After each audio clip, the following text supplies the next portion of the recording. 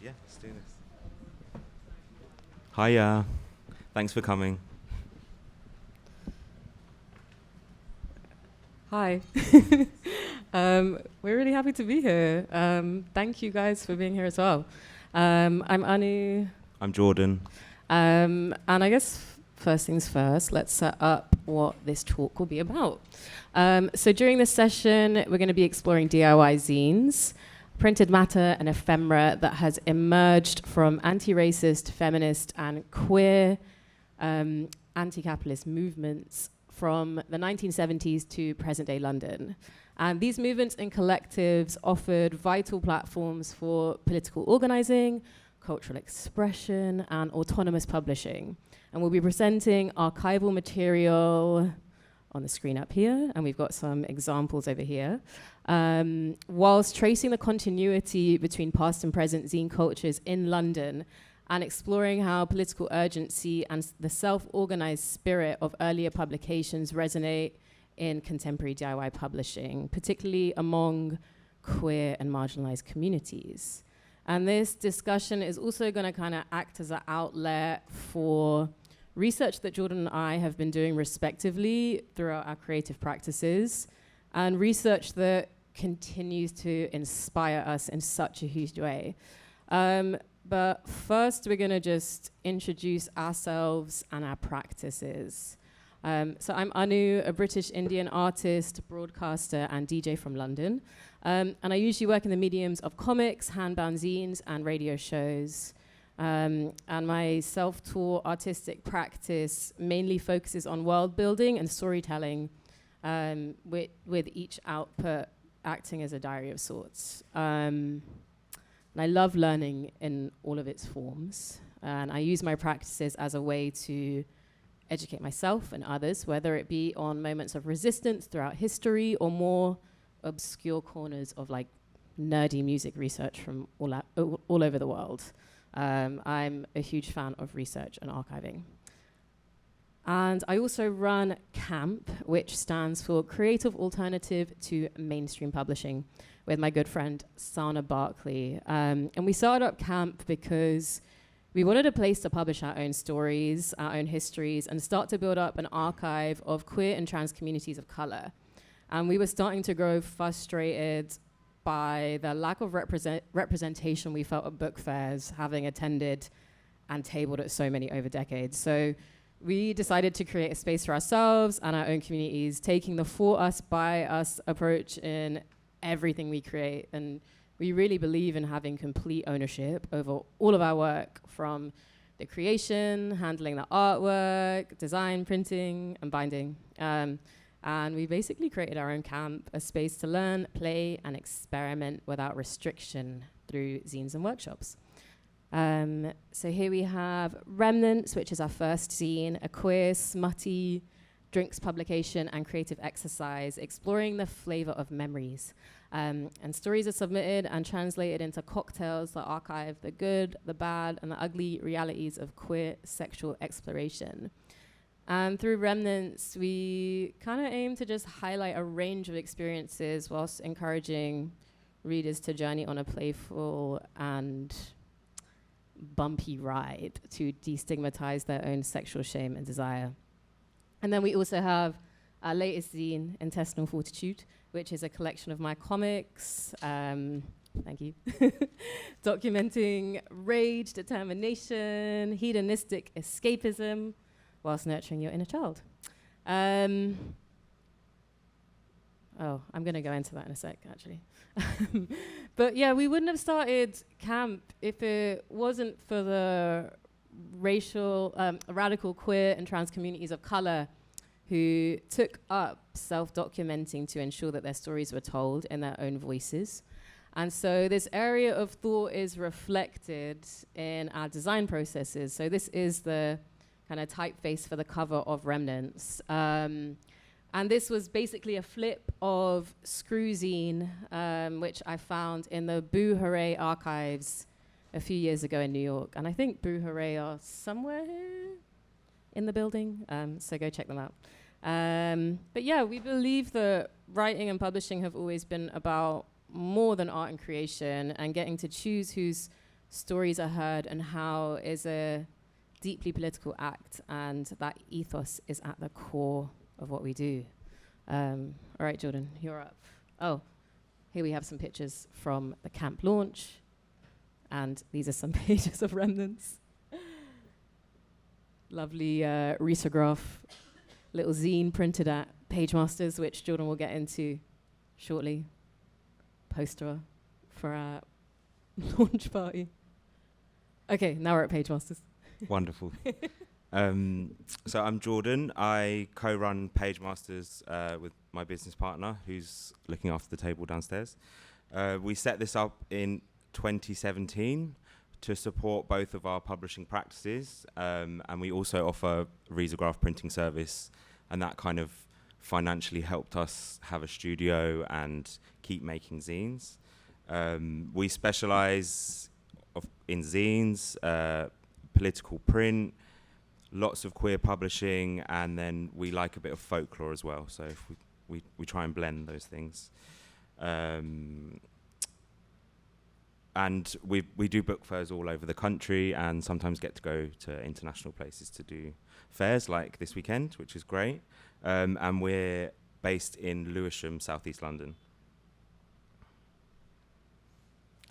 Okay. So this is a recent flyer that we've done. We commissioned an artist, Sophie Hollington. So we developed this character to basically just take through different themes, and I guess, yeah, it's just a little nerdy thing that we like to do. We like to get different artists to respond to the artwork and kind of send the character to different places. This is a risograph printer if you haven't seen one before. We have loads of information on our website about how to prepare files and stuff, which people find helpful. These are some swatch packs that we designed, just to kind of show off how the colors interact with each other. And this is a picture of our studio. So we run workshops. We work with a lot of artists, and we kind of try and take on like a few big jobs, and then we can discount the really interesting stuff and just help people develop their projects as well. We kind of encourage people to work quickly and then just get it out and then refine it after that. Like just do like a few copies and see how you feel once you've got those out in the world. Because like everything, like there's mistakes and stuff, so it's best to just take the pressure off. Okay, so now that we've given you an insight into our backgrounds, we're going to set the scene for the rest of the talk. So we'll be starting in London in the 1970s, 80s, 1970s, 80s, and 90s, and ending in the present day through several publications that have acted as the blueprint for radical publishing within our city. And within these decades, we saw the city and country go into various stages of political unrest, and London was fast cementing its place as Britain's most multicultural city. And with that label came a backlash from some who felt displaced and threatened by immigration. And as a result of this hostility, anti-immigration, and racist attitudes were rife, with the hardening of both in the wake of the harsh immigration policies such as the British Nationality Act of 1981. And violent fascism was continually on the rise, with several historic clashes and riots taking place, often off the back of deadly racial attacks. And that is something that is coming back around in present day within the UK in a huge way. And unsurprisingly, black and brown LGBT folk were heavily discriminated against, with homophobia and AIDS often being treated as a white issue. And so newspapers, zines, and other forms of printed matter produced by community groups and activists in Britain offered spaces where people were able to connect with others with similar lived experiences, and specifically within POC communities, articles about racism and other forms of social inequalities and discussions about anti-immigration policies were a common topic in these publications. And so throughout this talk, there'll probably be a lot of organizations and movements and stuff that we might not be able to go into like a deep dive with, but we'll be referencing them. So please take note, do your own research once you go away. So firstly, we're going to start with the Black Lesbian Group. And I first found out about the Black Lesbian Group just whilst doing my own research out of interest on POC queer orgs that existed in London throughout history. And so the Black Lesbian Group was formed in 1984, which was 2 years after the establishment of Camden's Lesbian Group, which was specifically formed for women who were not only facing sexual discrimination, but had to also overcome difficulties brought on by racial and ethnic difference. And so the Black and Gay Lesbian Center opened up a physical space in 1985, acting as a hub and as sanctuary for LGBTQ plus POC. And so they had a telephone helpline, advice, counseling, library, social space, and other community resources. So that's the center here. I think this was when it first opened. And they also produced a magazine called Blackout, along with newsletters. And the design of all of the ephemera that they created and this magazine featured a lot of handwritten text, illustrations throughout the years, and it was reproduced in a very DIY manner, most likely just photocopied. And the center lost funding and closed in 1990, with the Black Lesbian Center setting up a home in Peckham in 1992, which is still commemorated to this day. And if you want to know more about this center, I'd recommend the film Under Your Nose. And I think for the nature of this talk, it's important to note that during this period, which I think was like a 30-year period, the term Black was used as an umbrella term. And it covered a wide range of people. It referred to people of African, Caribbean, and South Asian origin because of just the harsh discrimination that was kind of like these people faced as just like a blanket kind of form of discrimination, I guess.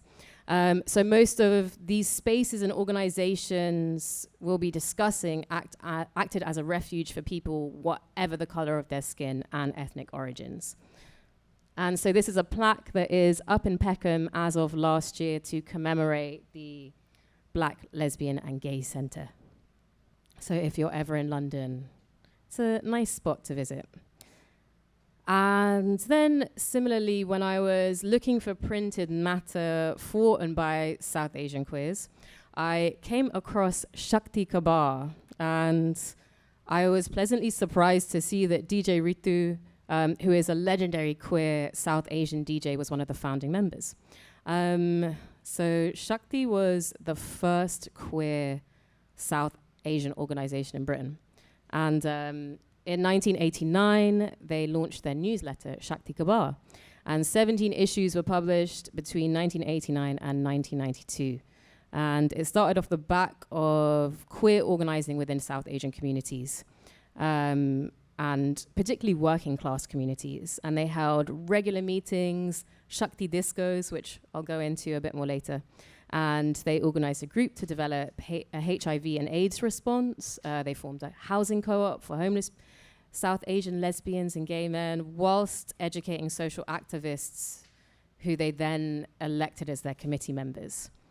And so the newsletter was a extension of the organizations and activities, and often had input from like-minded zines and organizations in places like India, America, and other parts of the UK as well. It wasn't London-centric whatsoever. And it featured all types of creative expression. Unfortunately, I couldn't find any scans of the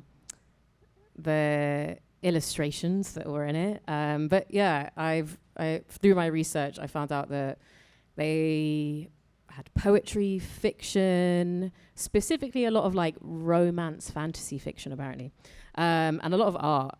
And I guess it followed more of a classic newspaper design. It was only printed in black and white, and it really challenged the way that people viewed South Asians in the UK and beyond. And Shakti means power, energy, or force. And mythologically, Shakti is always described as feminine and is often personified as the goddess Devi, the divine feminine companion to Shiva. But at the deepest level, Shakti transcends gender, which I think is such a beautiful piece of, like, a nugget of information when you consider the content of the magazine. And Khabar means news or information. And then we're going to move on to Mukti, which I again discovered through research. It's specifically for this talk, actually. So Mukti was a collectively run British Asian feminist magazine established in the 80s by a group of women from London and Birmingham. And it was set up to make space for the stories and voices of Asian women, despite the solidarity through the inclusion of South Asian women through the Black women's movement. They really felt like they needed a space for themselves because it had a uniquely practical focus, offering its readers advice and guidance on issues such as immigration, housing, working conditions, and education.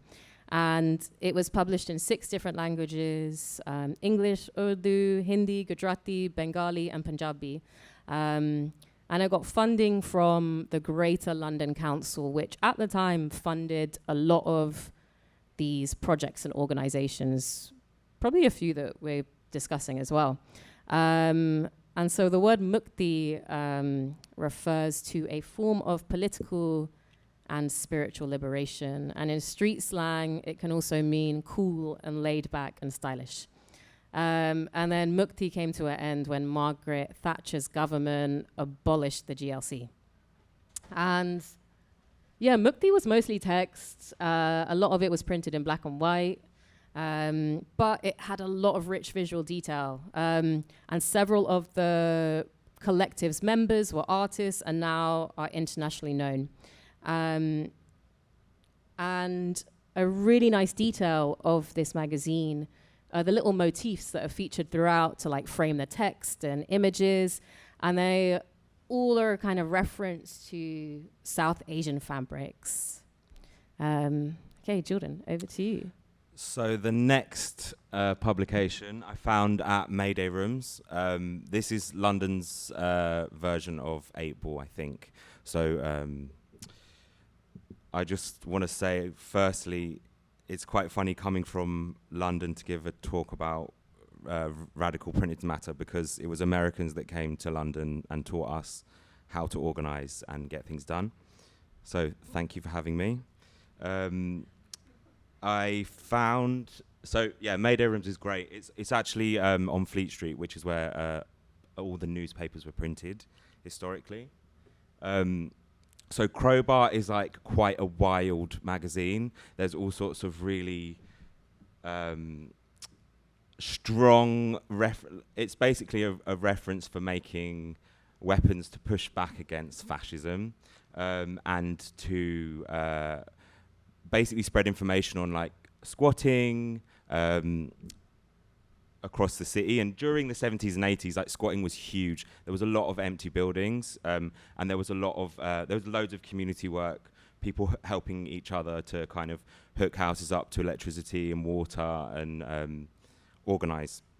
So I found this in the archive at MayDay Rooms a couple of years ago, and it was put together in a very famous squat in Brixton on Railton Road, which is southwest London. It began as a fortnightly newsletter, and it evolved into a louder, more substantial magazine. The earliest surviving issues are from about 1982, and they ran for 49 issues, ending in 1989, potentially a bit later. But these things, they got lost, and they're really hard to come by. So the collection at MayDay is incomplete, but I've managed to find a few things on eBay. I don't know, I just got lucky. Other things that I found, So the sort of things that you'll find in the magazine are first-hand experiences of demonstrations, protests, updates on empty buildings that could be squatted, various listings, info on boycott, strikes, legal updates, eviction alerts, and practical organizing tools. Personally, I'm drawn to their urgent design style. I don't even think things were proofread. They were just cut up, stuck in, duplicated, and distributed. So there was no real time for overthinking anything or second guessing. Like, you probably made a lot of mistakes, but they were ironed out by the next issue. I think this is something we could take on a bit and just not get caught up on stuff so much. Like I said, I think we need to get things wrong so the left can move forward. And one thing we can take from the right is that is their tolerance for each other, as there's no policing on their side within their vile communities. So discovering this magazine was a reminder. I got caught up in printing other people's work, but when I found this, it just helped remind me that I have a printer, I have paper, I can put out any propaganda that I want. So now I just kind of spend all the company money on free print jobs and developing people's projects. We have a lot of open studios, so people come in and we do like a night every month called Publishing Practices, where people bring in like half-baked ideas. You know, some people have started, some haven't. We kind of put them in groups. We go through our archive. We put a little bit of food out. I actually love doing it. It's really helpful for me as well. So yeah, just to encourage people to like print their stuff and, you know, just make weird little zines that are on an A4 sheet of paper. So, you know, you don't need to make a massive book. Just get it down quick and get it out and then move on to the next thing. So I learnt about MayDay Rooms. I took part in I'm sure you have free MFAs in New York as well, but there was like a big boom of them in London a few years back, and we went and did we would meet up at a different venue around the country each month just to get out of London. So MayDay Rooms hosted that. I said it's based on Fleet Street, which is really funny because, like, imagine what came out of Fleet Street. Like, this is Rupert Murdoch's stomping ground. But even before Rupert Murdoch, he's old but not that old. So it's just absolutely packed. Like, and there's like 4 people that run it from Wednesday to Friday, and they kind of have the archive in their head. So you just go in and you just give them a few buzzwords, and they throw a box at you, and they're like, if you don't find anything in there, we'll try again. Sorry. So, and then something really interesting happened in that they contacted PageMasters to do like a classic 2-color Rezo workshop, but I kind of didn't want to waste the opportunity of collaborating with them on something simple like that, because you can learn that on YouTube.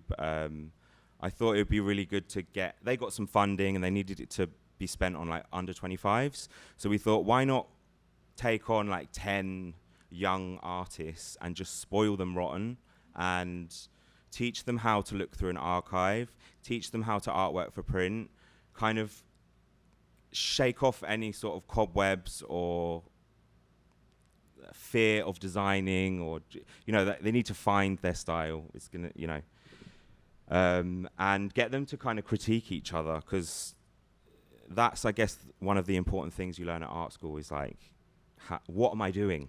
Like, and how can I make it better? So in the end, we did it, and it went really well. And then we ended up, I just pushed them and boosted their egos and asked them, you know, where do you want to show all this work that you've been making? So over 3 months, we developed the work with them. And then the Tate Modern emailed MayDay Rooms to say, we're doing a show on archiving. Do you want to show anything? And we got all their work exhibited in the Tate Modern. And we were just supposed to do like a little workshop. Sorry, I've missed a lot of slides. Maybe I'll just skip somewhere else quickly. So I'm not going to get into this because it's a load of feminist gold. I'm not the one to talk about it, but I just wanted to show you it so you could take a picture and do your own research. Shocking pink, amazing design styles. Just great. Like, it's really exciting. I think this is what most people are trying to go for now, and even everyone taking a picture is like, we're all on the same page. Red rag, amazing. Oh, sorry. All good. Spare rib, great. Such like punchy names as well. Shrew has such good covers. I wonder if you have any of the. I think these are quite American as well. Like, there's a lot of crossover between like London and America, and maybe some other parts around the UK. And then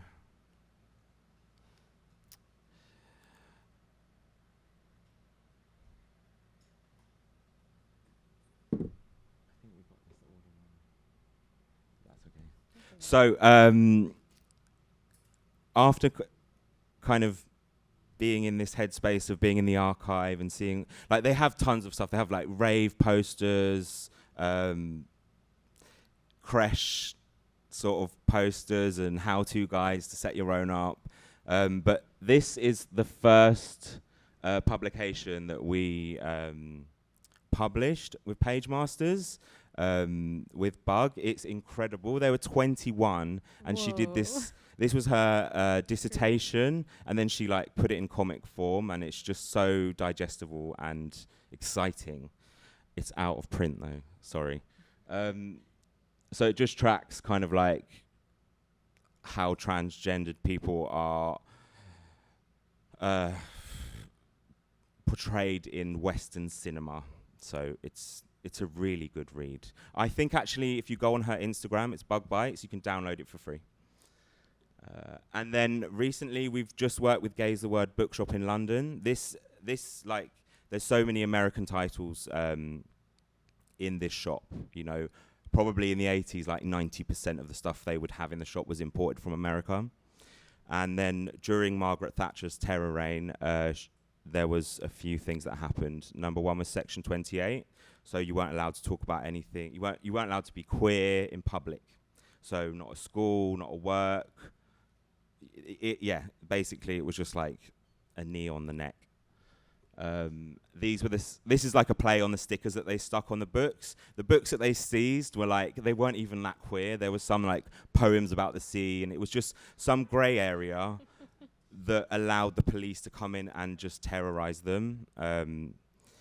And the shop is still there today, and it's kind of like the staff in there are just therapists. So you've got people coming from all over the world being like, I only came to London to come here, and then they're just trying to serve like 10 people at once. So they're like a fortress. You can't get in. I'm really, really pushed for them to start doing zines, because if they were like, if we take this on, then the floodgates are open. Like, they're very much, they're very much like soft cover books, lots of fiction, but also loads of like really spicy radical queer stuff. Tranny Central is another excellent publication that we published. This was just a print job that came in, and we loved it so much. She only ordered 100, so we were like, that's going to sell out this week, so we should definitely print a few more. We have like 5 copies of this downstairs. It's great, and it came out of so T-Girls on Film is run by Jay Hudson. And they do loads of really good screenings in London. And this book was put together because she heard people spreading information that wasn't quite true. So she just got in touch with all the kind of trans elders and had like one-on-one interviews with them, just to get it down on paper and off of TikTok.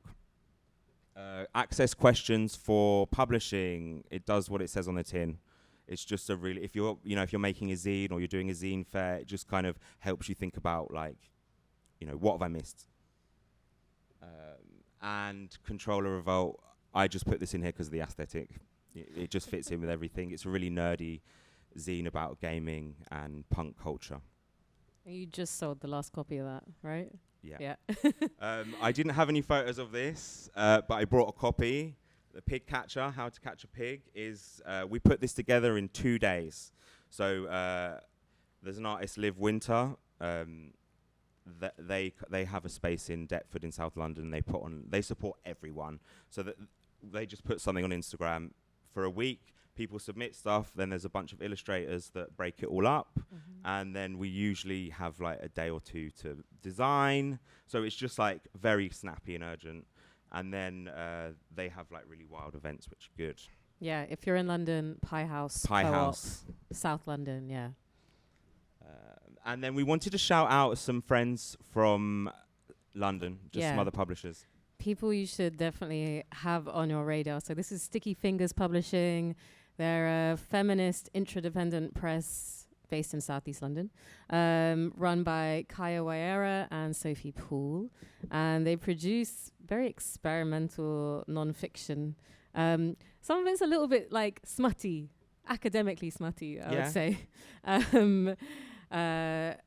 Yeah, it's like non-fiction at the intersection of academia, visual culture, art, design, and performance. And they do a lot of open call anthologies, commission, essay collections, and produce ephemera with their own risograph printer.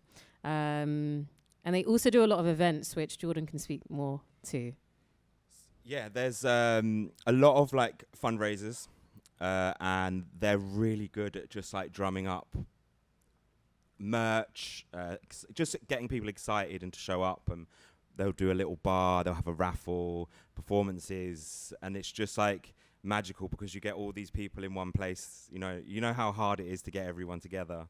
They put a lot of energy into that. And like 2 weeks ago, there was a fundraiser for Kaya's surgery, and it was just very magical. And we raised the money, and everything is well for now.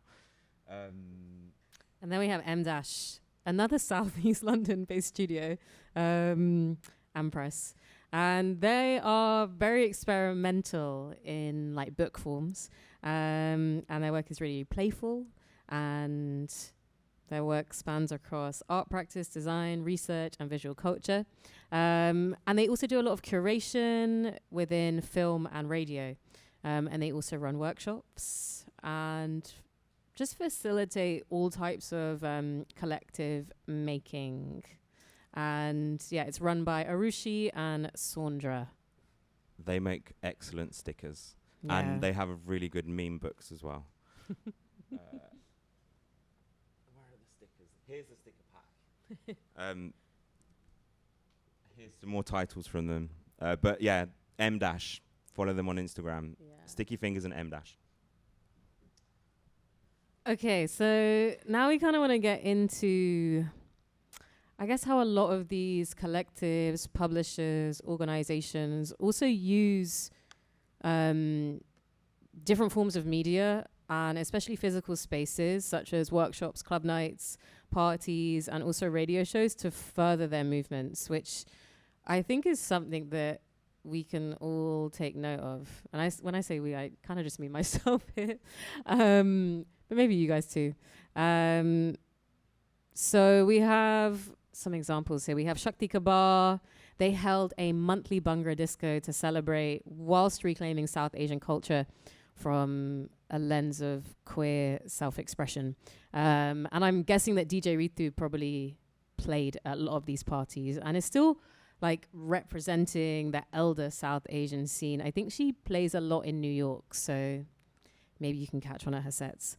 But they really created a space for South Asian queers, especially when queerness was used as a form of oppression. I mean, yeah, just to like repeat what Jordan said about Margaret Thatcher's government. And then we also have the Camden Lesbian Centre and Black Lesbian Group. They held regular parties, fundraisers, and they also used sound systems made by community members. And like within sound system culture, like it's yet again another deeply political form of resistance and community building. And they also organized social gatherings, which are very, very sweet. We've got one for a field trip to the seaside, games nights, lots of parties.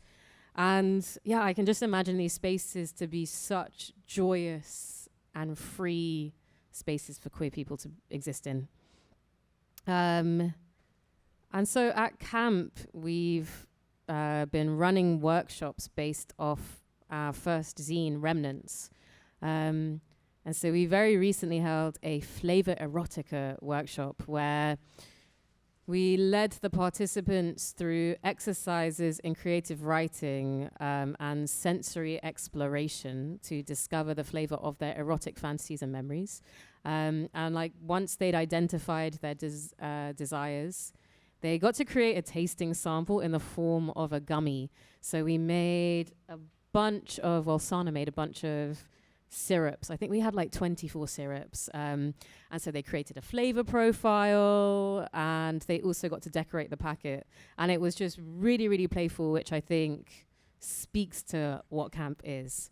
And then we've got a really exciting project coming up, which starts next week, which is with Camp Trans, which is a camping festival for trans people in the UK where they can do outdoor activities, participate in workshops, talks, and just be around other trans people and experience a lot of queer joy. And so for Camp Trans, we're producing a yearbook, and we got some funding, so we were able to start a bursary scheme where we're going to fund 3, I guess we're calling them campers for this, 3 campers to come up with their reflections that will be contributions to the Camp Trans yearbook. And we want it to just capture the magic of the festival while serving as an archive rooted in friendship and community love.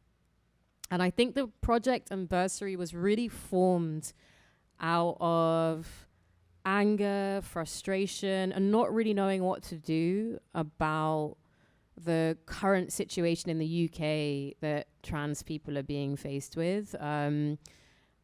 You might have heard about this, but the UK government is just continuously oppressing trans people and stripping them off their rights. And it's like ramped up in a really, really violent way this year.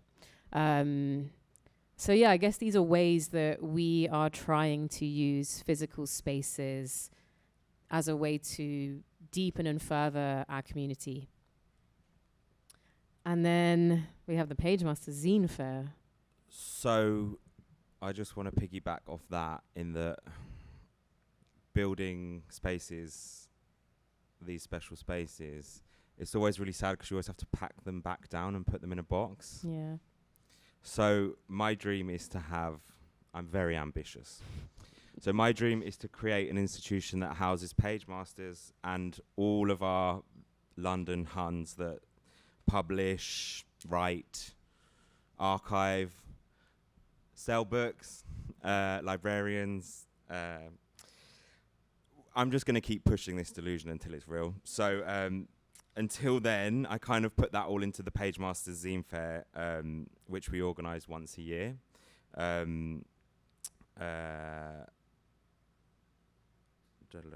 It was last weekend. Yeah, it was last weekend, so it's been pretty hectic. And then we're here in New York. So for the last 4 years, we've been hosted by the wonderful South London Gallery.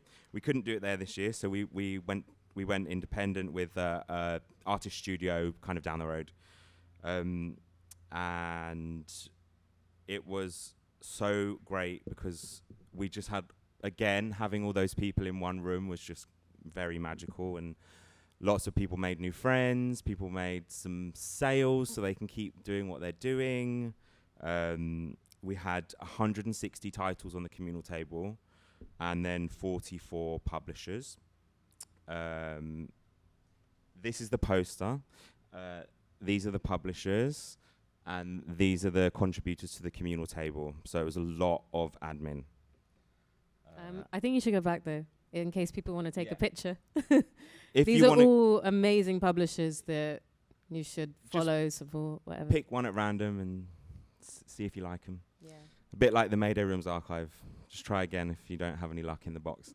And then these are all kind of, like, the reason why we do such a big communal table is because like a lot of people have like one publication that they've been working on, and rather than have them table all weekend, we can take care of that. And then what we do as well is we buy the stock outright. So we may not sell it that day, but we can take it. We brought stuff here, other book fairs. It just gives us a bit of variety. This is the post. Like, just some signage that I thought was quite nice. This is a picture of the fair. So it was in a primary school, so like, what would you call that, preschool? Elementary school. Elementary school. And obviously there's no school there anymore, which is really sad. It's Artist Studios. Here are some of the publishers and just some snaps of the event. We had workshops. This is the communal table. Oh, and then one of our friends sadly passed away in January, and he was a massive advocate for mail art, and I saw so many artists go up to his table and just the penny dropped, you know, just to get people making publications that weren't overthought. He would put in kind of like old adverts that would come through the letterbox. He'd just bind anything and just mix it with loads of stuff, which is quite liberating. These are the workshop posters. So we had a cyanotype type workshop, we had a character building for comics workshop, and a sticker printing workshop. Yeah, and these are some pictures from the character building workshop where we made a little booklet that people could directly draw into with some prompts. But it was, I think all this to say that like these spaces are just so important, even the one that we're in today, of just like-minded folk having a place to talk and share ideas or vent or whatever it is. And I think that's a lot of what the spaces that we mentioned from the 70s, 80s and 90s were a place for people. They were sanctuaries almost. And I think at a time where we're living in a very, very digital age, those spaces feel more important than ever. Skip. Skip, okay. Oh, this was the MayDay Rooms residency. Sorry, we got the order a bit wrong. So each month we would get together, we would bring a visiting lecturer in, and these are the 3 visiting lecturers. And we just basically just like rode them really hard and just like forced them to make work and just get it wrong, and you print one out, they'd take it, bring it back the next month with all the amendments and go again and just develop it each month. It was quite fun because it was fun to watch them realize they could do it, and then they've gone on to do loads of really cool things, which is great. And then when we did like a workshop at the Tate, but we just took all the prints and we just, before they could say no, we just plastered them everywhere. And then they ended up quite liking it. So it's always best to just go for it. Yeah, and I think that's everything from us. We are at table 835 and 836, but does anyone have any questions or any nuggets of wisdom you'd like to share?